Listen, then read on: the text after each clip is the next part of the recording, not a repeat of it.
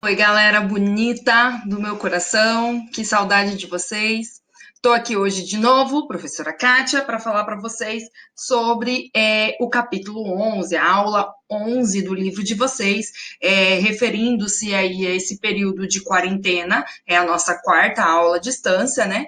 E o título do capítulo de vocês é Atitudes. Esse título, Atitudes, ele vai se referir às novas perspectivas sociais que refletem nas atitudes dos artistas quando a gente diz em dois movimentos específicos, o pós-impressionismo e o neo-impressionismo, que dão sequência, então, àquelas modificações, aqueles estilos, aquelas novas formas de fazer arte que os artistas impressionistas já estavam iniciando no fim do século XIX, ok? Então, essa nossa aula hoje vai tratar de dois movimentos, o pós-impressionismo e o neo-impressionismo, que a gente pode dizer, inclusive, que acontecem quase que concomitantemente.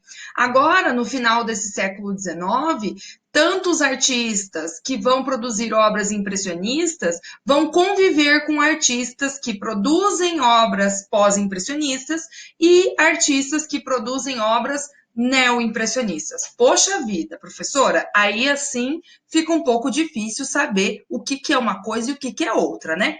Bem, o neo-impressionismo é muito fácil de reconhecer. O neo-impressionismo vai se referir ao pontilhismo.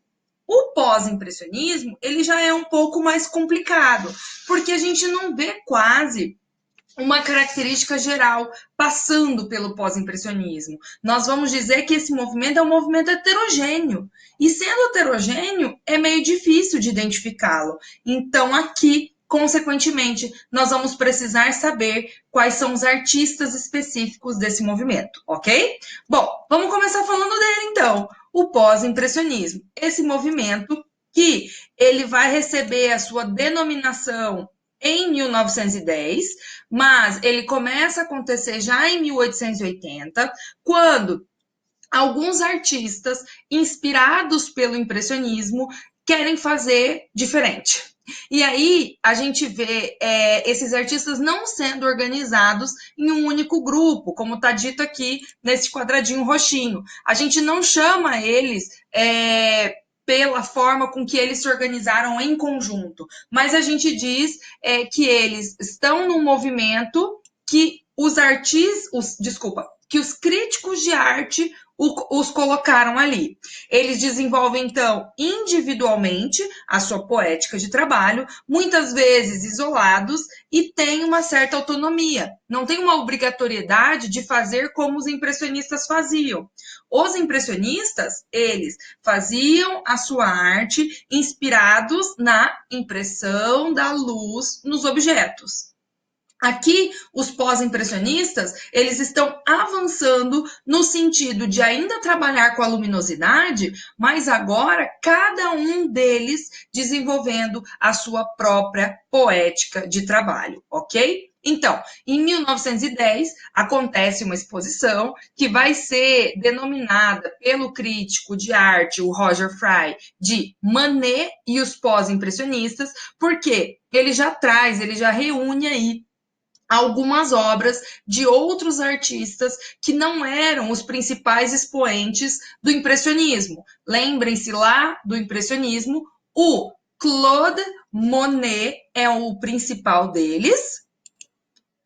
Além dele, o Edgar Degas, o pintor das bailarinas, e o Pierre-Auguste Renoir, aquele que é o pintor da alegria, né, da elite francesa. Essa exposição, então, dos pós-impressionistas, ela acontece em Londres e, como tudo que é novo, vai causar um certo estranhamento, né? A elite londrina não vai receber com muita afeição esses primeiros artistas, mas depois vai começando a ganhar destaque. São eles, então, os principais artistas pós-impressionistas: o Paul Cézanne, o Paul Gauguin, o Vincent van Gogh e Henri de Toulouse-Lautrec. Claro, o menos conhecido deles aí é o Toulouse-Lautrec, e o mais conhecido, que vocês têm certeza que sabem muito bem, é o Van Gogh. Bom, mesmo sendo autônomos, independentes uns dos outros, a gente pode traçar algumas características em comum desse movimento, que são elas: uma deformação da realidade, não preocupando-se em retratar a cena de maneira realista, a subjetividade, então cada um dos artistas desenvolvendo a sua forma de fazer arte, o uso de cores vivas e saturadas, as pinceladas grossas e emotivas, muitas vezes criando camadas e texturas, e os temas ligados ao cotidiano do artista, suas crenças pessoais, cada um, então, privilegiando a sua vida, aquilo que está relacionado com o seu cotidiano, ok? Bom, vamos falar um pouquinho do Cézanne, esse francês que vai começar a trazer uma subjetivação em relação à geometrização das figuras. Geometrizando essas figuras, ele vai influenciar algo que virá depois, né, no modernismo, e vai ser chamado de cubismo. Então, a gente pode chamá-lo mais ou menos de um pré-cubista. Sendo assim, ele vai estruturar a composição com elementos sólidos e eles sendo arranjados na tela de uma forma agora completamente nova. Ele vai simplificar a natureza em alguns planos e figuras geométricas. Então, se o cubismo faz isso, e vocês se lembram muito bem, ele vai começar a dar os primeiros passos nesse caminho. Além disso, ele vai combinar composições geometrizadas com dois pontos de vista. E aí, então, um lugar a gente vê ao mesmo tempo de dois pontos de vista.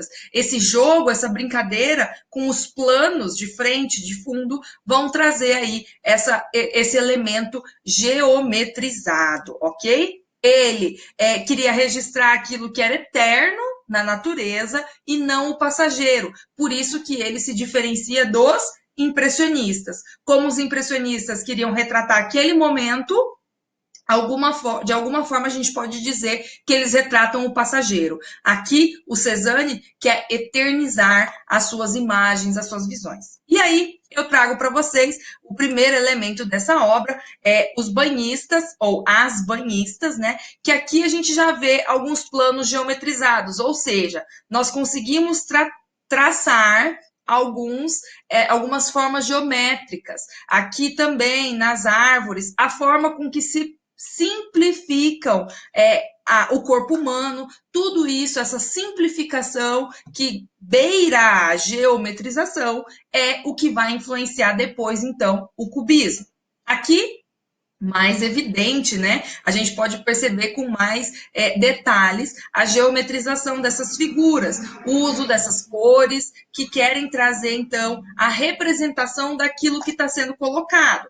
Em azul, fica aí muito bem determinado que é o Monte Santa Vitória, né? Aqui ao fundo. Mas essa visão que traz elementos de paisagem natural, algumas árvores, a floresta, mas também caminhos de terra, locais que estão levando aí, estradas que estão levando a este caminho. A gente vê aí com muito mais detalhes o uso de formas geométricas, como quadrado, retângulo e mesmo o triângulo.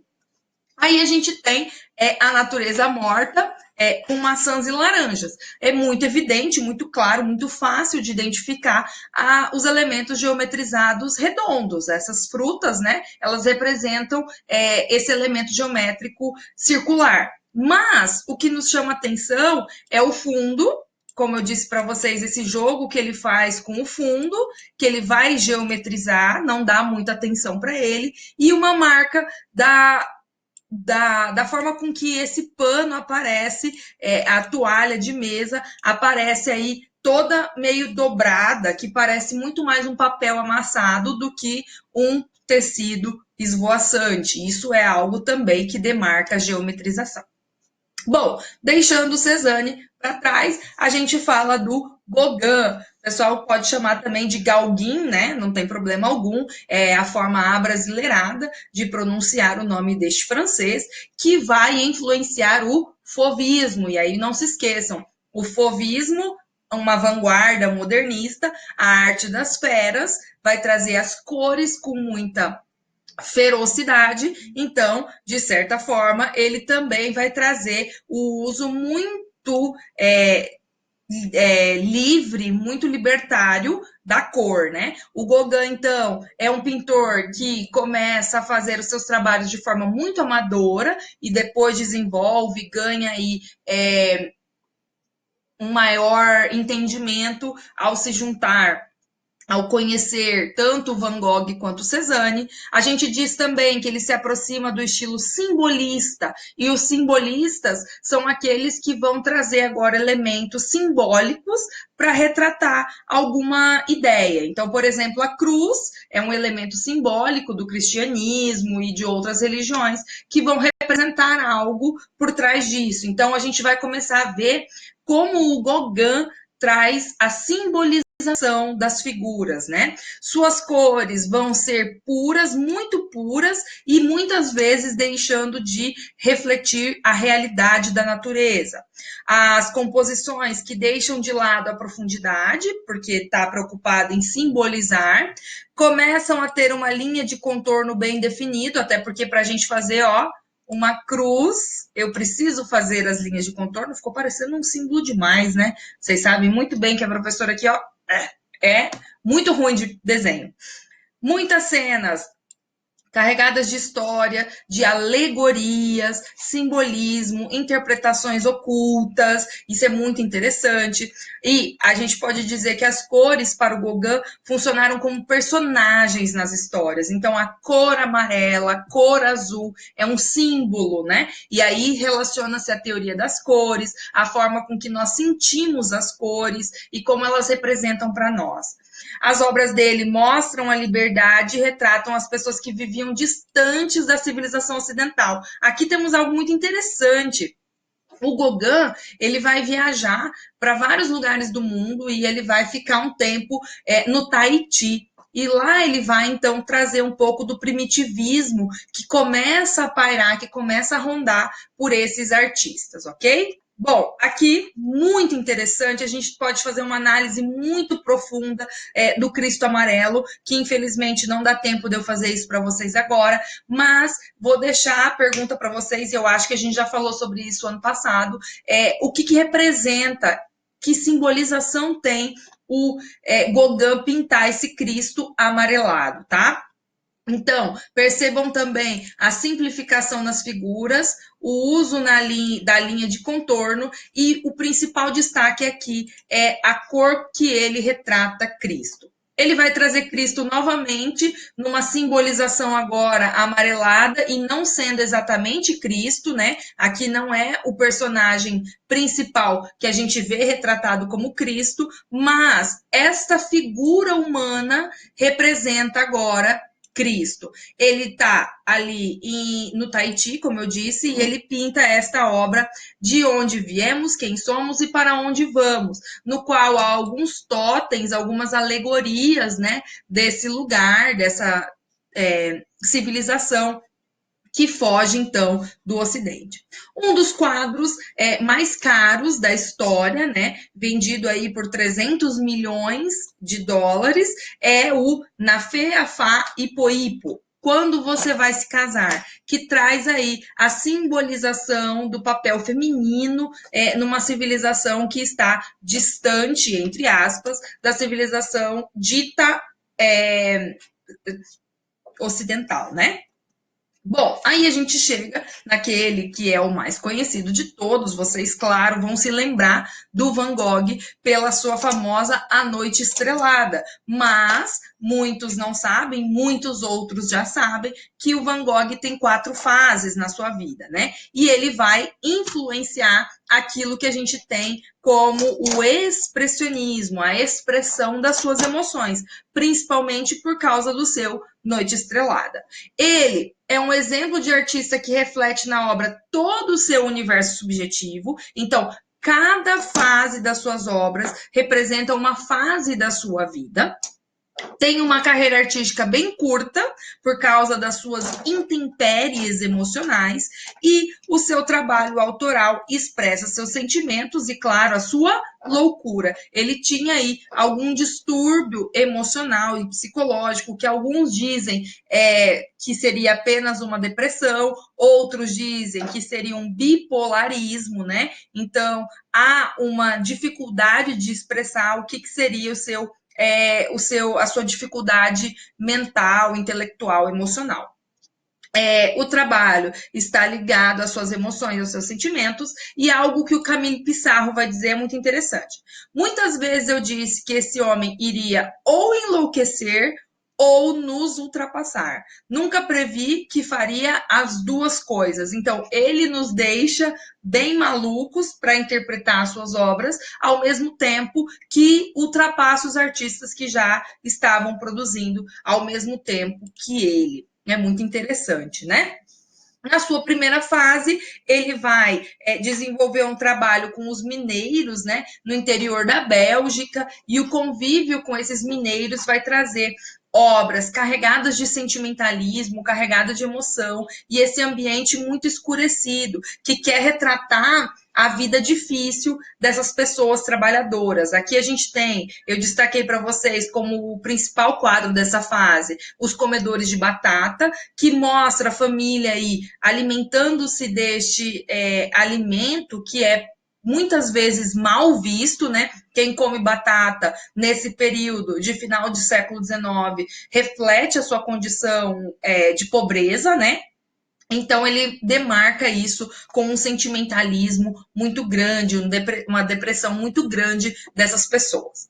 Na segunda fase, o Van Gogh vai se mudar para Paris, né? Porque a gente pode se lembrar que ele é financiado pelo seu irmão Theo, o Theo Van Gogh, que tem uma certa condição financeira favorável, e traz o Van Gogh para perto. E em Paris ele vai desenvolver um pouco mais da pintura, aproximando-se muito do Cézanne, mas não só do Cézanne, como o Gauguin também. Aqui a gente já vai ver as características que estão relacionadas também com o impressionismo. Percebam que o rosto dele está sendo pintado em amarelo, e o fundo é roxo. Lembrem-se que a sombra dos objetos no impressionismo, eles são feitos pelas cores complementares para dar luminosidade. Então, aqui ele busca iluminar o seu rosto, porque é um autorretrato, utilizando a cor de sombra complementar, o roxo. Mas a gente vê muito demarcado aqui o uso dessas linhas. Percebam a linha que ele utiliza e a circularidade que isso já está trazendo para as obras do Van Gogh, ok? Olha a participação especial do meu Naruto. Deixa eu tirar ele daqui. Gravar em casa tem dessas coisas, né? Mesmo que eu deixe ele sempre à distância aqui, ele aparece de vez em quando. Desculpa, pessoal. Vamos lá. A terceira fase do Van Gogh é uma fase, como que eu vou dizer, muito alegre. Apesar de ter chego depois de uma fase ruim, porque vivendo em Paris, ele acaba abusando do álcool, dessa vida boêmia, dessa vida noturna, e entra novamente em depressão. Para tratar dessa depressão, o seu irmão, o Theo, vai enviá-lo para a cidade de Arles, no sul da França, para fazer o tratamento. Em Arles, ele encontra-se numa cidade muito ensolarada, com um clima que é completamente novo para ele, e isso vai refletir nas suas obras. Inclusive aqui, a sua fase dos girassóis, né? O vaso com 12 girassóis, que eu trago para vocês, ele tem essa luminosidade, essa marca aí da vivacidade que a cidade proporciona para ele. Porém, lá ele recebe a visita sempre dos seus amigos, e numa dessas vezes ele vai ter de novo um acesso de fúria, um acesso aí de depressão muito forte, e vai acabar precisando ser internado. Ao ser internado, ele entra na sua quarta fase, a fase que a gente diz que carrega a maior inquietude e inquietação mental, né? Que ele vai construir aqui a Noite Estrelada, com pinceladas vigorosas, muito circulares, pessoas que passam por momentos de depressão e de euforia, elas demarcam isso como um círculo, uma fase, uma vivência de ciclos, né? Que isso sempre volta. Aqui é uma crise intensa, né? E vai ter uma demarcação muito pesada na sua forma de fazer arte. Apesar de triste, porque a fase culmina com a morte do Van Gogh, é uma fase muito interessante para se analisar como que os quadros vão ser carregados de melancolia. E além da Noite Estrelada, eu trago para vocês o Trigal com Corvos, que vai marcar exatamente a presença desses animais que beiram sempre, que rondam sempre a questão da morte. E aí, a grande...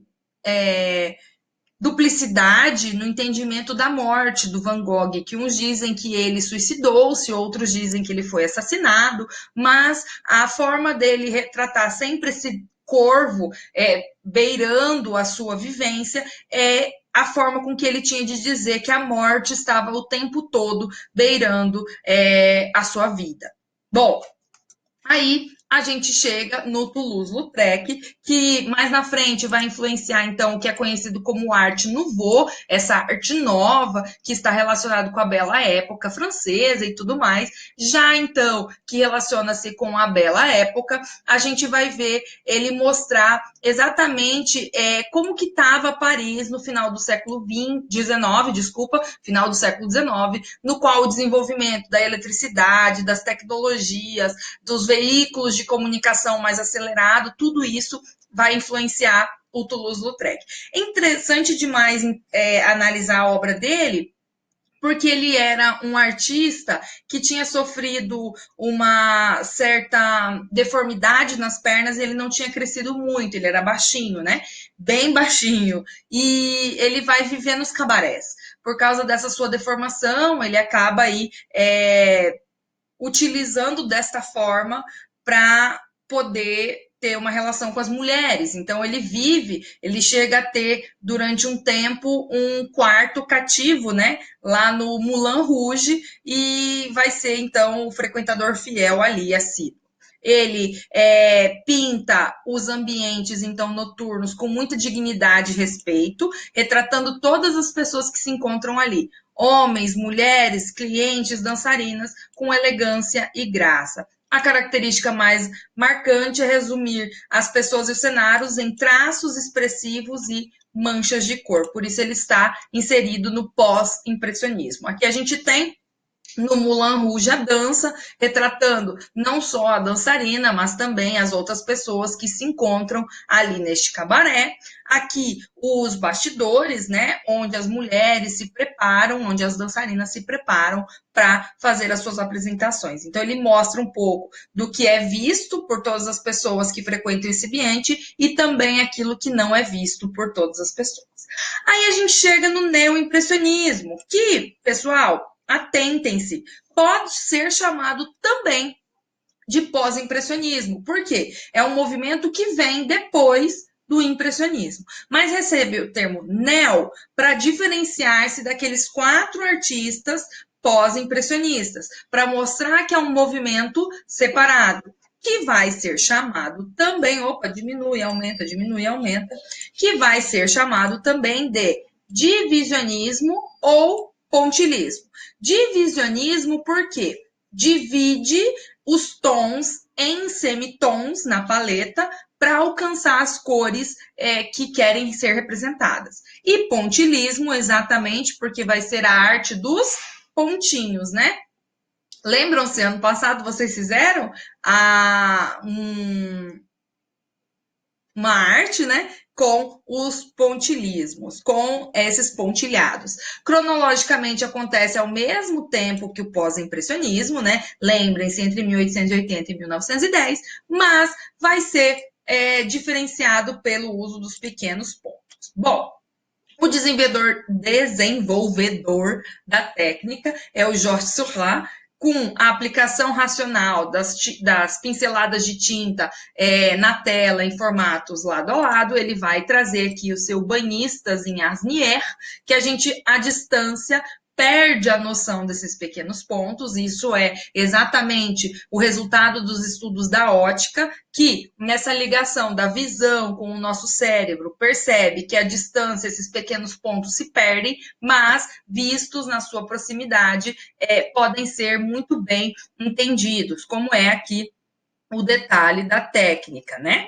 Bom, o seu quadro mais famoso é este, esqueci de colocar o nome, Uma Tarde de Domingo, que para alguns críticos de arte vai ser entendido ou descrito como o quadro mais triste já pintado, porque ele retrata essas pessoas, esse ambiente, de uma forma muito estática. E representa, assim, de forma estática, exatamente porque a forma de fazer essa pintura é uma forma muito lenta. Os quadros, que são imensos, demoram anos para serem terminados e porque requerem uma técnica muito bem vagarosa. E isso, então, acaba construindo um quadro que parece estático, que parece parado no tempo, como se fossem quase bonecos de cera, certo? Os temas são muito parecidos com os dos impressionistas, mas a abordagem deixa de ser espontânea, deixa de ser fugaz, desculpe, para ser uma abordagem mais científica, muito bem executada, esses pequenos pontos, a escolha das cores, porque se você não escolher muito bem a cor, o resultado final não vai ser aquele que ele esperava, vai resultar numa figura estática atemporal, que parecem, como eu disse, congelados no tempo, e muitas vezes o desenho dos corpos é mais simplificado e geometrizado por causa da técnica que demora muito para ser executada. Outro artista de destaque é o Paul Signac, que vai ser influenciado pelo Serrat, mas que vai desenvolver a sua técnica criando o Salão dos Artistas Independentes, onde então divulgavam-se as ideias artísticas e recebiam os outros artistas que queriam também trabalhar na arte. A gente tem outros artistas como Henri Edmond Croix, o Giovanni Battista Segantini, além deles, o Theo Van Rysselberghe e, no Brasil, o Belmiro de Almeida, que vão seguir essa técnica que vai utilizar, então, pequenos pontos. Pessoal, esqueci de colocar para vocês aqui a tarefa, mas vou então retratar para vocês. A tarefa de vocês é da aula 12, deixa eu pegar aqui minha colinha, está na página 88. Os exercícios de fixação, então, vocês fazem para me enviar na próxima semana, sempre com esse prazo, então, de uma semana para vocês fazerem a tarefa. Página 88, beleza? Combinado, galera? Continuem se cuidando, a gente se encontra. Até mais. Tchau!